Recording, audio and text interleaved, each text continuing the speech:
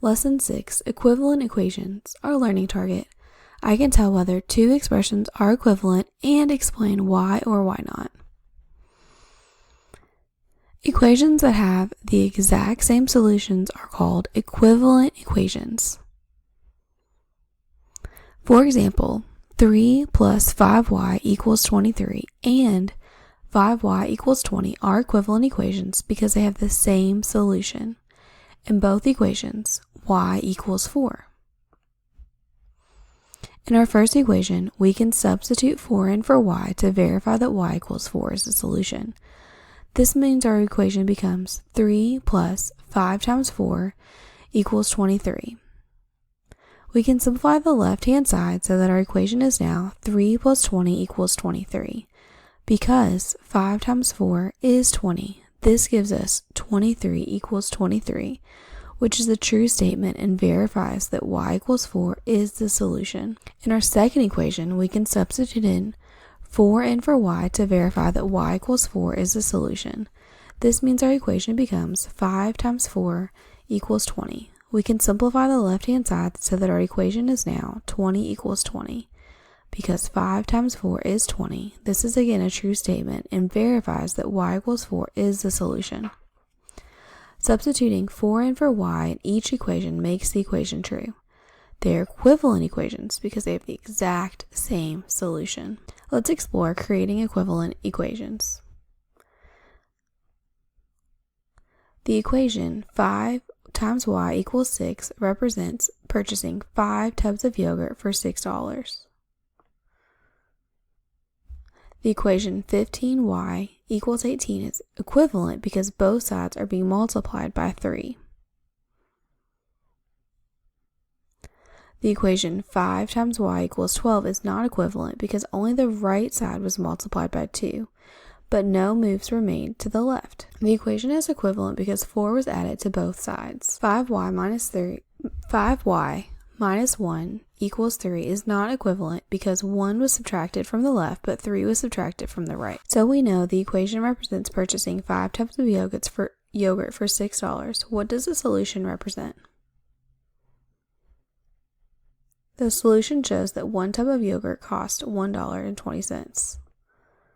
Only y equals 120 will make the equation true. All equivalent equations will have the exact same solution. So that means the equation 15 times y equals 18 is an equivalent equation. It shows that buying 3 times as many tubs of yogurt costs 3 times as much. We can explore another example of equivalent equations using equations that calculate the cost of some school supplies.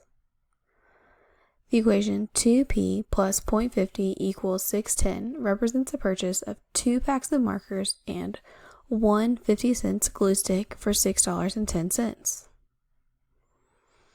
The solution or value of p represents the cost of 1 pack of markers. The solution is p equals $2.80 because it makes the equation true.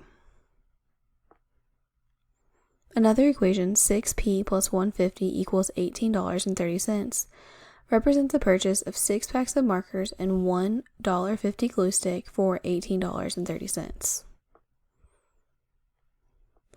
In this equation, the solution is also the value of p, and it represents the cost of 1 pack of markers.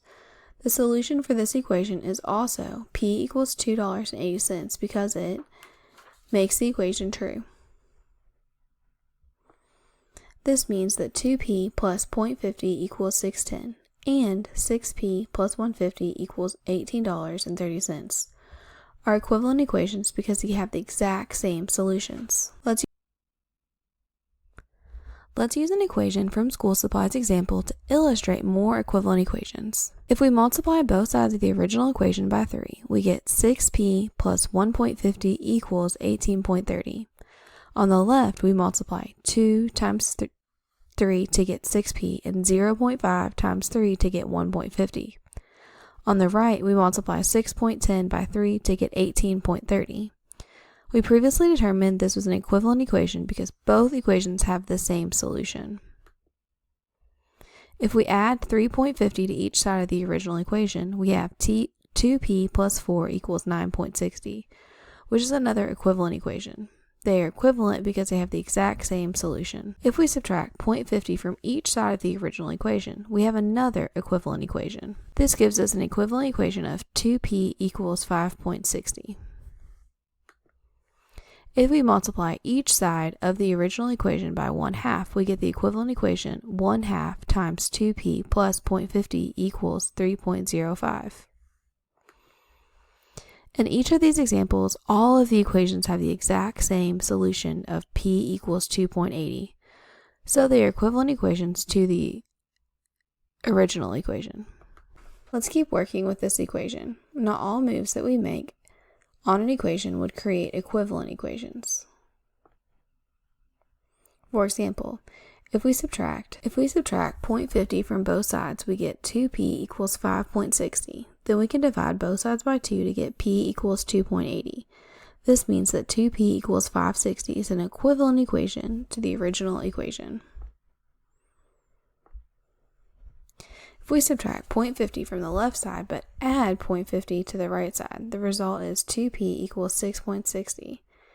If we divide both sides by 2 to find the value p, we get p equals $3.30.